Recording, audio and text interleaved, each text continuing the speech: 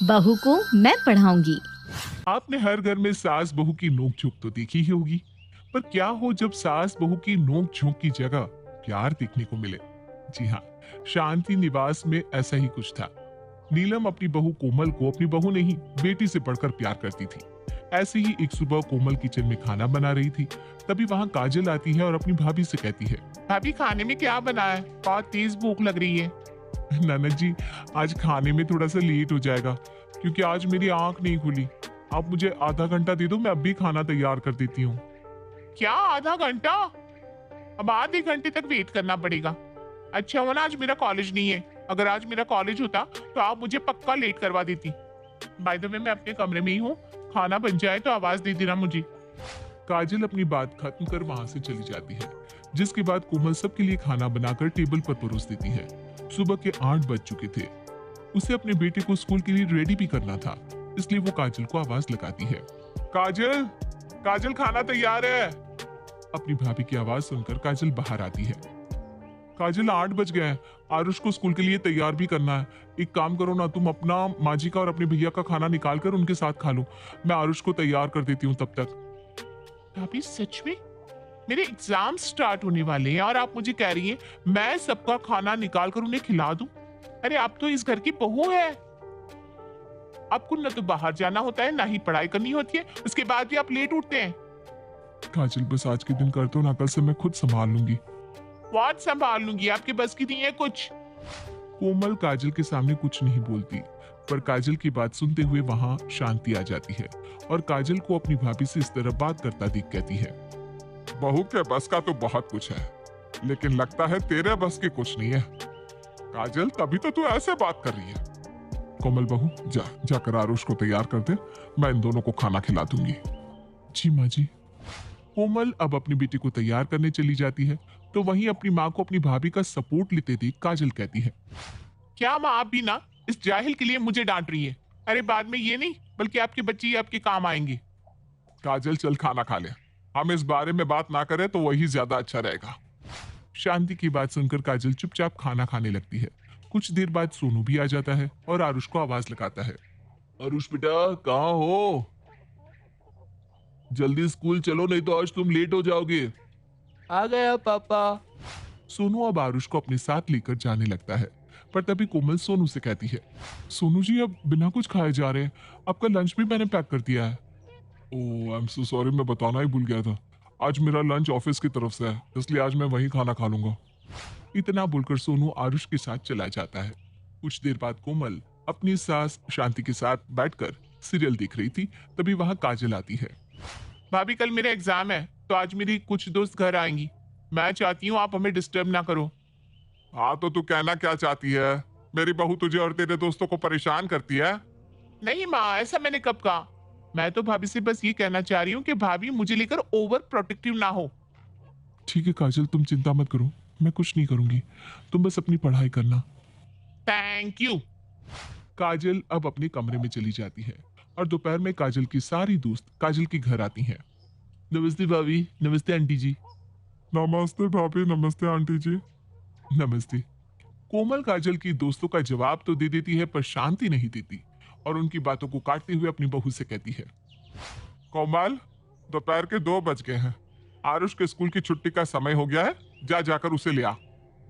जी माँ जी, मैं बस जा ही रही थी। नेहा, रजनी, काजल अपने कमरे में है, तुम वहीं चली जाओ। कोमल की बात सुनकर काजल की दोस्त काजल के कमरे में चली जाती है और कोमल आरुष को स्कूल से लेने चली जाती है। कुछ देर बाद जब कोमल आरुष के साथ घर आता है तो वो सीधा अपनी बुआ यानी कि काजल के कमरे में जाता है।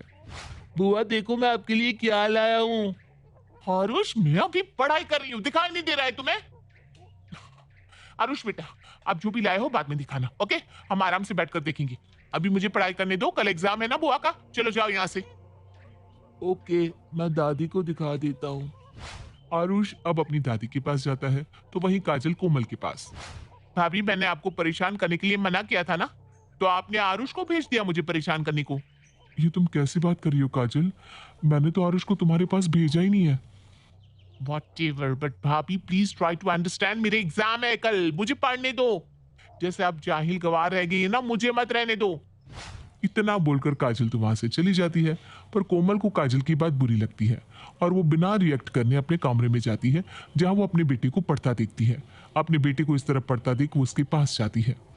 मेरा बेटा पढ़ रहा है। हाँ माँ, देखो ना, आज सर ने कितना सारा होमवर्क दे दिया करने को। कोई बात नहीं, मेरा आरुष बहुत फास्ट है, बहुत होशियार है, वो तो तुरंत अपना काम खत्म कर लेगा, है ना। Yes mom. वैसे मम्मा, आपने कहाँ तक पढ़ाई की है? आरुष, जैसे तुम पढ़ाई कर रहे हो ना, जैसे तुम्हारी बुआ पढ़ाई करती है, वैसे ही मेरा भी पढ़ने का काफी मन था।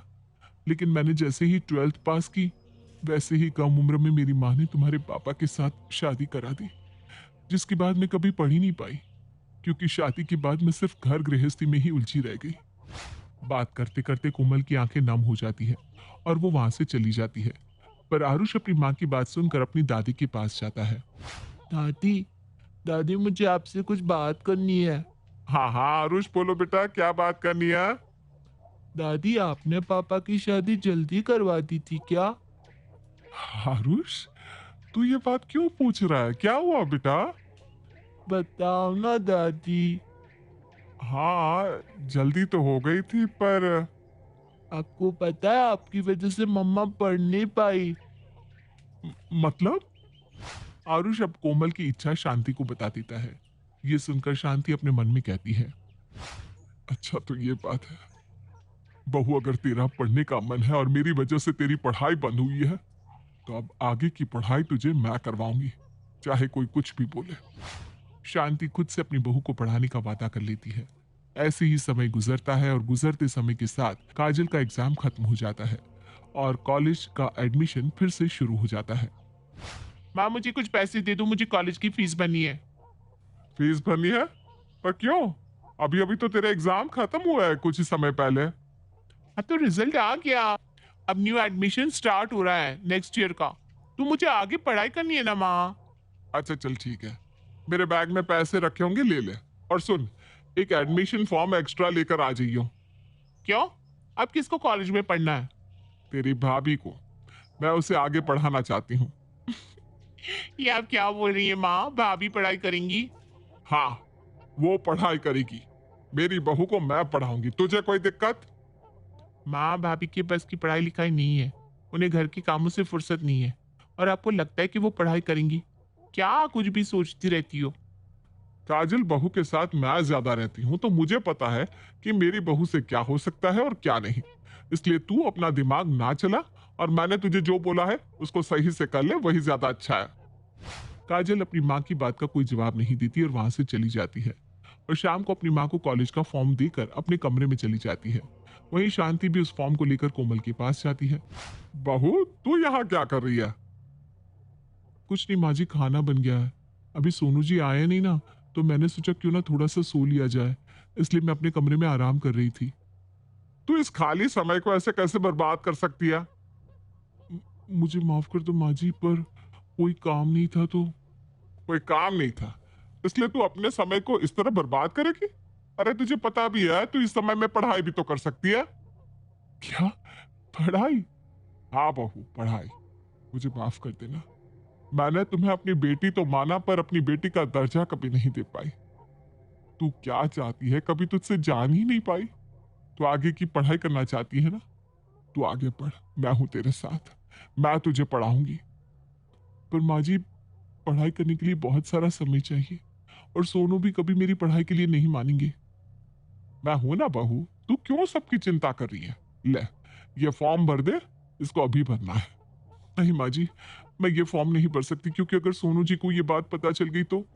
सोनू मेरा बेटा है, मेरा बेटा मेरी बात कभी नहीं काटेगा। ये फॉर्म मैं यहाँ रख देती हूँ, भर लेना इसको, मैं इंतजार करती हूँ। शांति कॉलेज के फॉर्म को वहीं छोड़कर चली जाती है और शाम को जब सोनू घर आता है तब शांति अपने बेटे से बात करती है। सोनू, अगर तू फ्री है तो तुझसे बात कर सकती हूँ? हाँ माँ, आप मुझसे इस तरह से क्यों पूछ रही हैं? आखिर आप मेरी माँ हैं, और एक माँ अपने बच्चे से बात करने के लिए पूछे, ये अच्छा नहीं लगता। चलो, किसी को तो समझ है। वैसे सोनू, अगर मैं तुझसे कुछ मांगू तो क्या तू उस चीज के लिए मना कर देगा? माँ, आज आपको हुआ क्या है? आप इस तरह की बहकी बहकी बातें क्यों कर रही है? अरे आप कहिए सब कुछ, और मैंने आपको कभी किसी चीज के लिए मना किया है भला? देख ले, वो कुछ भी हो सकता है, बाद में बोलना मत कि माँ आपने ये क्या मांग लिया। माँ आपको क्या चाहिए बताओ ना। बहू की पढ़ाई। अपनी माँ के मुंह से ये बात सुनकर सोनू की बोलती बंद हो जाती है। वो हिचकिचाते हुए कहता है, माँ ये आप क्या कह रही हैं? कोमल की अब उम्र कहाँ है पढ़ने की? देख सोनू, तूने कहा था ना, मैं तुझसे जो कुछ भी मांगूंगी वो तू मुझे देगा। मैं तुझसे अपनी बहू की पढ़ाई मांग रही हूँ। पर माँ जी, मैं कॉलेज जाने के लिए तैयार हूँ। मैंने फॉर्म फिल कर दिया है, बताइए कब और कहाँ इसको जमा करवाना है। पर कोमल, तुम कॉलेज और घर कैसे करोगी? और वैसे भी शादी के बाद कौन पढ़ता है? किसने कहा शादी के बाद पढ़ाई नहीं होती सोनू जी? पढ़ने की तो कोई उम्र ही नहीं होती। और रही घर की बात, तो मैं दोनों संभाल लूंगी, डोंट वरी। कोमल की बात सुनकर सिवाय शांति के घर में कोई और खुश नहीं था। ऐसे ही अब समय बीतता है और बीतते समय के साथ कोमल भी कॉलेज जाने लगती है, पर इस बीच उसको काफी परेशानियों का सामना करना भी बाकी था। ऐसे ही एक सुबह सोनू अपने ऑफिस के लिए तैयार हो रहा था कि कोमल, कोमल ये क्या है? क्या हुआ सोनू जी, आप इतना गुस्सा क्यों हो रहे हैं? मैंने तुम्हें कल कहा था कि मेरे कपड़े प्रेस करके रखना, पर तुम हो कि तुम्हें कुछ याद ही नहीं रहता इस पढ़ाई के चलते। सोनू जी, वो आज मेरा सरप्राइज टेस्ट था, इसलिए पढ़ रही थी। चुप, बिल्कुल चुप। आज तुम्हारी वजह से मीटिंग में मेरी इंसल्ट होगी। सोनू की आवाज सुनकर शांति और काजल कोमल के कमरे में आती है और सोनू को इतने गुस्से में देखकर शांति पूछती है, अरे क्या इतना गुस्सा कर रहा है? अरे गुस्सा ना करूं तो क्या करूं? आपने तो इसको सर पर चढ़ा रखा है। पढ़ लो बहू, पढ़ लो। अगर इसके सर पर पढ़ाई का भूत सवार नहीं होता ना, तो आज ये इतनी बड़ी लापरवाही नहीं करती। और पढ़ाओ घर की बहू को, मैं तो जानती थी कि ऐसा कुछ होने वाला है। तो चुप रह, और तू बता क्या हुआ? इसको कल रात प्रेस करने को कहा, पर ये हीरोइन तो अपने में ही मस्त रहती है। बस, प्रेस के लिए तू बहू पर इतना चिल्ला रहा है? रुक, तेरे कपड़े मैं प्रेस कर देती हूँ। शांति अब सोनू के कपड़े गुस्से में लेती है और कपड़े प्रेस करके उसे देती है। ले पहन ले। और हाँ, अब कान खोलकर सुन ले, आज के बाद बहू पर ऐसे चिल्लाने की हिम्मत भी मत करियो। और काजल, तू आज के बाद तू बीच में कभी नहीं बोलेगी, हाँ? शांति की बात सुनकर अब सब चुप हो जाते हैं। समय बीतता है और उसके पढ़ने की खबर मायके तक पहुंच जाती है और उसके मायके से भी लोग उसे समझाने आते हैं। पर जब वो अपनी पढ़ाई रोकने से साफ मना करती है, तब सभी लोग उसे सुनाने लगते हैं। ये देखकर उसकी सास उसका सपोर्ट लेती है और ये देखकर कोमल की आंखें भर आती है। वो ठान लेती है कि अब वो अच्छे से पढ़ाई करके सबकी हेल्प करेगी। ऐसे ही एक दिन सोनू फोन पर किसी से बात कर रहा था। क्या यार, तू जानता है ना अभी फाइनेंशियल प्रॉब्लम है, उसके बाद भी ये सैलरी होल्ड कैसे कर सकते हैं? अरे मुझे अभी बेटे की फीस देनी है यार। सोनू गुस्से में फोन कट कर देता है और फोन को बेड पर फेंक देता है। क्या हो सोनू जी, आप परेशान लग रहे हैं? हाँ यार, सैलरी होल्ड कर दी है क्योंकि कंपनी लॉस में जा रही है, समझ में नहीं आ रहा क्या करूं मैं। सोनू की बात सुनकर कोमल अपनी अलमारी खोलती है और उसमें से कुछ पैसे निकाल कर देती है। लीजिए, ये कुछ पैसे मैंने संभाल कर रखे हैं, आपके काम आएंगे। कोमल को बिना सोचे समझे पैसे देता देख सोनू को अब खुद पर शर्म और उस पर गर्व महसूस होने लगा था। सोनू उससे कुछ बोल पाता तभी वहां आरुष आ जाता है। डैडी, मुझे ये सवाल नहीं आ रहा, आप बता दो ना। आरुष, अभी डैडी बिजी है ना, आप मुझे बताओ क्या समझ में नहीं आ रहा, मैं आपको बताती हूँ। इस तरह कोमल अब अपनी बेटी को भी पढ़ाने लगती है। कोमल को ऐसे देख कहीं ना कहीं सोनू को भी काफी सुकून मिल रहा था। ऐसे ही एक दिन शांति हॉल में वकील के साथ बैठी होती है, तभी वहां कोमल भी अपने हाथों में चाय की ट्रे लेकर आती है। माँ जी, चाय रख दे बेटा यहीं पर, और तू भी यहीं बैठ जा। शांति कोमल को अपने पास बिठा लेती है। तभी वकील शांति को एक पेपर देता है। लीजिए शांति जी, इस पर आप साइन कर दीजिए। जी। शांति अब उस पेपर को लेती है और साइन करने लगती है, पर तभी कोमल उस पेपर को अपने हाथ में ले लेती है। माँ जी, ये आप क्या कर रही हैं? अब बिना पढ़े पेपर साइन कर रही हैं? हाँ बेटा, क्योंकि ये वसीयत के पेपर है और ये वसीयत मैं अपने बच्चों के नाम कर रही हूँ। माँ जी माफ करना, पर आपको बिना पढ़े इस तरह किसी भी पेपर पर साइन नहीं करना चाहिए। और ठीक है, आप अपनी वसीयत अपने बच्चों के नाम कर रही हैं, पर आप उस हिस्से में से एक हिस्सा अपने नाम भी कीजिए, क्योंकि आजकल लोग कैसे करते हैं ये तो आपको पता ही होगा। शांति जी, आपकी बहू बिल्कुल सही कह रही है, इसलिए मैं भी आपको यही सजेशन दूंगा कि आप इस वसीयत में अपने नाम एक हिस्सा कीजिए और इसके बाद पेपर को पढ़कर साइन कीजिए। शांति उन दोनों की बात से सहमत होती है। तभी वहां पर सोनू तालियां बजाते हुए आता है। वाह माँ, मानना पड़ेगा, आखिर आपकी जिद रंग लाई। बहू को पढ़ाने का नतीजा बहुत अच्छे से सामने आया है और मुझे अपनी पत्नी पर भी काफी गर्व हो रहा है। आई एम सॉरी कोमल, पहले मैं गुस्सा करता था, पर अब मैं भी तुम्हारे साथ हूं और हर चीज में तुम्हें सपोर्ट भी करूंगा जैसे माँ करती है। इस तरह अपनी बहू को पढ़ाने की शांति की जिद आखिरकार रंग ले आती है और सबको ये पता चलता है कि पढ़ाई कितनी जरूरी है। और तो और अब कोमल भी एक पढ़ी लिखी विमेन होती है।